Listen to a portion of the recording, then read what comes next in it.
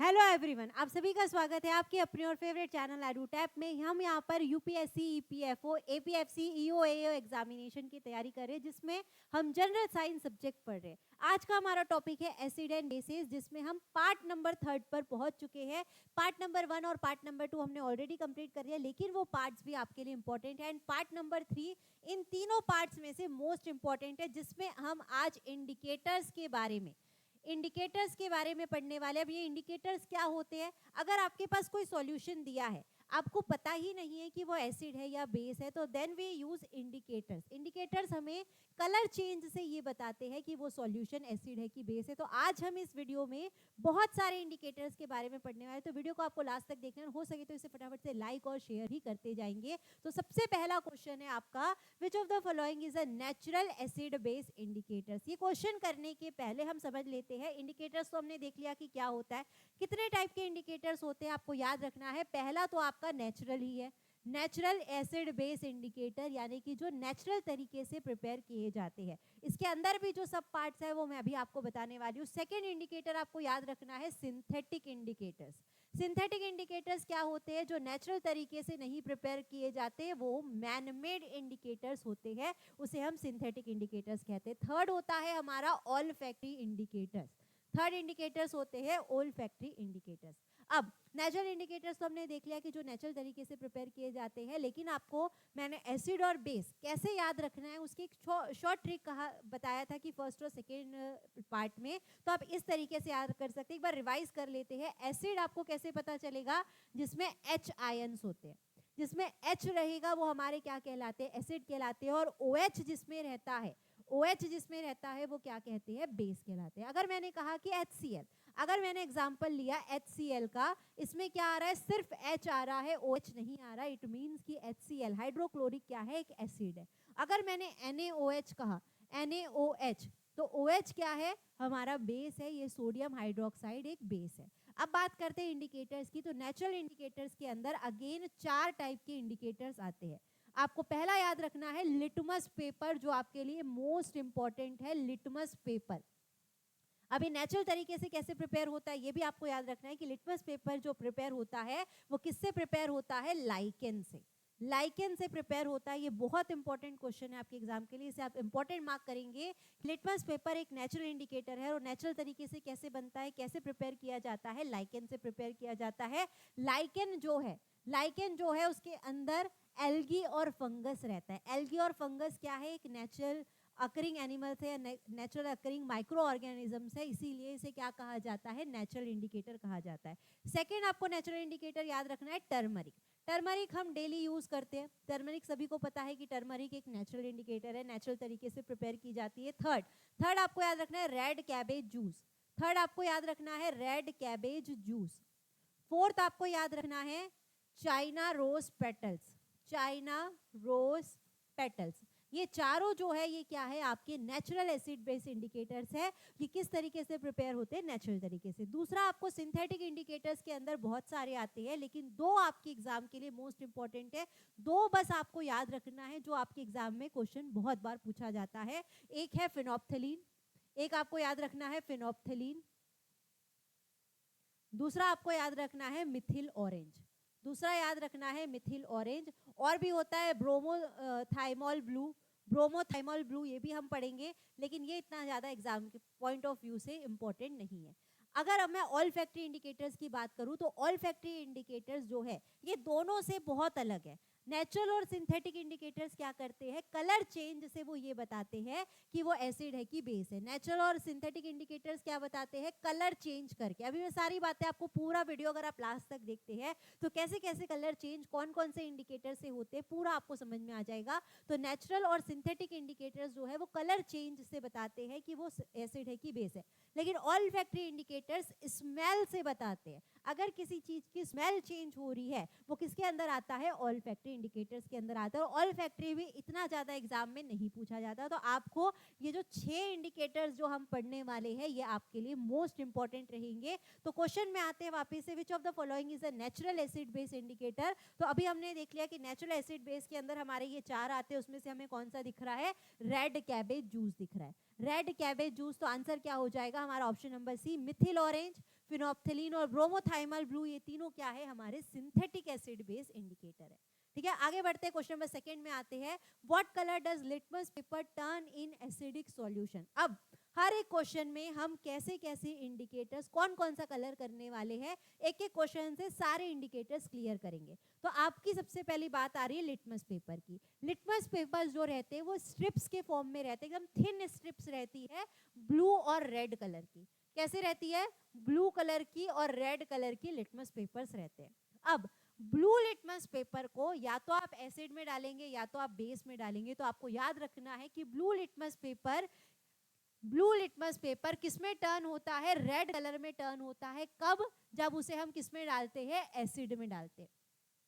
Blue litmus paper turns into red colour when it put down in acid. तो आपको याद रखना है कि जैसे ही आपने ब्लू वाले लिटमस पेपर को एसिड में डाला, ब्लू लिटमस पेपर को जैसे ही आपने एसिड में डिप किया तो वो किस में बदल जाता है, रेड कलर में। तो उसको याद करना आपको बहुत आसान है, BAR से आप याद रख सकते हैं, BAR से आप याद रख सकते हैं, ब्लू, एसिड और रेड। तो blue in asset turns red, ये इस तरीके से आप याद रख सकते हैं, क्योंकि एग्जाम में ये बहुत ज्यादा कंफ्यूजिंग होता है। हम कई बार कंफ्यूज हो जाते हैं एग्जाम में क्वेश्चन देख कि ब्लू रेड में होता है, रेड ब्लू में, किस में होता है ये हम भूल जाते हैं। तो बार से आप याद रख सकते हैं कि ब्लू जो है वो किस में बदलता है, रेड में बदलता है, एसिड में। और बेस में आपको याद रखना है कि ब्लू जो रहता है ब्लू ही कलर का रहता है, बेस में ब्लू जो रहता है ब्लू ही कलर का रहता है, उसमें कोई भी चेंज नहीं आता, ये आपको ध्यान रखना है। अगर रेड लिटमस पेपर की बात करते हैं, रेड लिटमस पेपर को जब हम बेस में डालते हैं तो किस में बदल जाता है, ब्लू में बदल जाता है। ठीक है, और अगर रेड को एसिड में डालते हैं तो वो रेड का रेड ही रहता है। तो ये आपको याद रखना है, ये आपके लिए मोस्ट इंपॉर्टेंट क्वेश्चन रहने वाला है। लिटमस पेपर की बात करें, 2 लिटमस पेपर आपको याद रखना है, ब्लू और रेड। ब्लू को जब आप एसिड में डालते हैं तो रेड में टर्न होता है, रेड को जब आप बेस में डालते हैं तो ब्लू में चेंज होता है। इतनी बातें बस आपको ध्यान रखना है। तो क्वेश्चन पढ़ते हैं, what colour does litmus paper turn in acidic solution. Acidic solution में लिटमस पेपर किस में बदलता है, तो देखिए यहाँ पर भी एसिडिक रेड में बदल रहा है, यहाँ पर भी एसिडिक किस में बदल रहा है, रेड में बदल रहा है। तो आंसर क्या हो जाएगा हमारा, रेड। तो लिटमस पेपर को अगर आप एसिड सॉल्यूशन में डालते हैं तो वो कौन सा कलर देता है, रेड कलर देता है, ये आपको ध्यान रखना है। आंसर हो जाएगा हमारा ऑप्शन नंबर बी। आगे बढ़ते हैं, क्वेश्चन नंबर 3 में आते हैं, which indicators gives pink colour in basic solution. देखिए एक एक क्वेश्चन से हम हर इंडिकेटर के बारे में पढ़ रहे हैं। तो बात करते हैं यहाँ पर बेसिक सॉल्यूशन की, जिसमें पिंक कलर आता है। ठीक है, तो आपको याद रखना है, पंडित बद्री प्रसाद, इतना आपको याद रखना है, पंडित बद्री प्रसाद। तो आपका ये क्वेश्चन सॉल्व हो गया। पंडित का मतलब होता है फिनोप्थिलीन, पंडित का मतलब क्या है, फिनोप्थिलीन। बद्री का मतलब है बेस, और प्रसाद का मतलब है पिंक। तो फिनोप्थिलीन जो रहता है वो क्या करता है, बेस में जब उसे 2 से 3 ड्रॉप्स उसकी डाली जाती है तो किस में चेंज हो जाता है, पिंक कलर में चेंज हो जाता है। लेकिन अगर यही फिनोप्थिलीन को हम एसिड में डालते हैं, यही फिनोप्थिलीन को अगर एसिड में डालते हैं तो वहां पर कलरलेस आपको शो होता है, कोई भी कलर नहीं आता, कलरलेस शो होता है। तब हम उसे क्या कहते हैं कि वो एसिड है। आपने क्या किया, आपके पास एक सॉल्यूशन है, सॉल्यूशन के अंदर जैसे ही फिनोप्थिलीन की कुछ बूंदे डाली, कुछ ड्रॉप्स आपने उसमें डाले, तो अगर वो पिंक कलर आता है तो हम क्या बता देंगे कि वो जो सॉल्यूशन था वो बेस था। अगर आपने उसमें फिनोप्थिलीन की कुछ ड्रॉप डाली और उसमें कोई भी चेंज नहीं आ रहा, वो कलरलेस का कलरलेस है, इसका मतलब हम क्या कह देंगे कि वो एसिड है। तो यहाँ पर हमें क्या पता चला कि बेसिक सॉल्यूशन में पिंक कलर कौन देता है, फिनोप्थिलीन देता है। आंसर हमारा क्या हो जाएगा, ऑप्शन नंबर ए। ठीक है, आगे बढ़ते क्वेश्चन नंबर 4 में, neutral solution what colour does phenolphthalein display. अब हमने फिनोप्थिलीन की बात एसिड और बेस के लिए तो कर ली कि बेस में फिनोप्थिलीन क्या देता है, पिंक कलर, पंडित बद्री प्रसाद से। और अगर एसिड में डालते हैं तो वो रहता है नो कलर या कलरलेस हम कहते हैं। उसी तरीके से एसिड जैसा है वैसा का वैसा हम न्यूट्रल मान के चल रहे हैं कि फिनोप्थिलीन को जब न्यूट्रल सॉल्यूशन में डालते हैं, अब न्यूट्रल का मतलब आप वाटर ले लीजिए, क्योंकि वाटर का पीएच कितना मैंने बताया है आपको, 7 बताया है। तो 7 नंबर जिसका पीएच रहता है वो क्या रहता है, न्यूट्रल। तो फिनोप्थेलिन को आप न्यूट्रल सॉल्यूशन में डालते हैं तो वो भी क्या रहता है, कलरलेस ही रहता है। इसका आंसर क्या हो जाएगा आपका ऑप्शन नंबर सी। ठीक है, आगे बढ़ते हैं, क्वेश्चन नंबर 5 में आते हैं। Which of the following indicators is synthetic. अब बात करते हैं सिंथेटिक इंडिकेटर्स की। तो सिंथेटिक इंडिकेटर्स हमने 2 तो ऑलरेडी पढ़ चुके हैं, 3 आपको वैसे याद रखना है। पहला है आपका फिनोप्थेलिन, दूसरा है मिथिल ऑरेंज, तीसरा है आपका ब्रोमोथाइमोल ब्रू। तो देख लीजिए इसमें आपको कौन सा दिख रहा है, मिथिल ऑरेंज दिख रहा है। इसका आंसर क्या हो जाएगा हमारा मिथिल ऑरेंज। देखिए कितनी इजीली हम अपने आंसर में पहुंच चुके हैं। टर्मरिक, रेड कैबेज और चाइना रोज पेटल, ये तीनों हमारे क्या है, नेचुरल इंडिकेटर है। तो मिथिल ऑरेंज हमारा क्या हो जाएगा, सिंथेटिक इंडिकेटर। आगे बढ़ते क्वेश्चन नंबर 6 में। What is the colour of litmus in neutral solution. अब ये क्वेश्चन में फंस सकते हैं आप। जैसे कि हमने न्यूट्रल का फिनोप्थेलिन वाला देखा तो कलरलेस हो गया कि जैसा एसिड में था वैसे ही न्यूट्रल में हो गया फिनोप्थेलिन का। लेकिन यहाँ पर लिटमस की बात अलग है। लिटमस का जो सॉल्यूशन रहता है, लिटमस का जो सॉल्यूशन रहता है, इनिशियली उसका कलर कौन सा रहता है, पर्पल। याद रखना है, ये भूल जाते हैं बहुत सारे बच्चे। मोस्ट इंपॉर्टेंट क्वेश्चन है कि लिटमस सॉल्यूशन जो रहता है इनिशियली जब वो बनता है लाइकेन से तो वो कौन से कलर का रहता है, पर्पल कलर का।